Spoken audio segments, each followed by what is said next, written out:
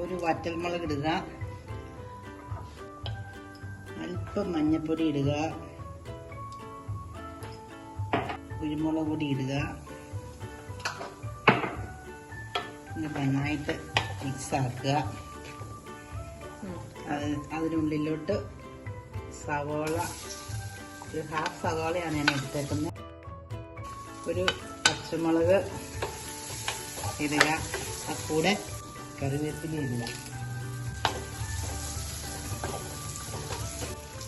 ഇനി നമ്മൾ അരിഞ്ഞു വെച്ചേക്കുന്ന ക്യാരറ്റ് ഇടുക.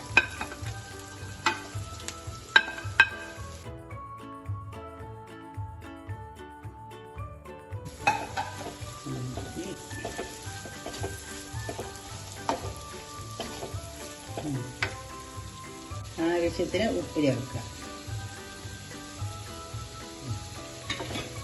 നന്നായി ഇളക്കി സിമ്മിലിട്ട് മൂടി വെക്കുക.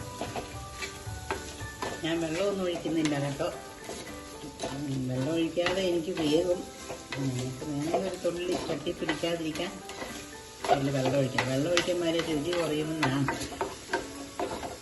ഇങ്ങനെ പൊത്തി വെച്ചിട്ട് മൂടി വെക്കുക.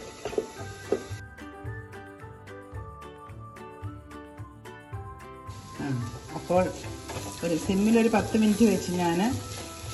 അപ്പോൾ ക്യാരറ്റ് കറി റെഡി കേട്ടോ. നിങ്ങൾക്ക് എല്ലാവർക്കും ഇഷ്ടപ്പെട്ടെന്ന് കരുതുന്നു. എല്ലാവരും ട്രൈ ചെയ്യുക.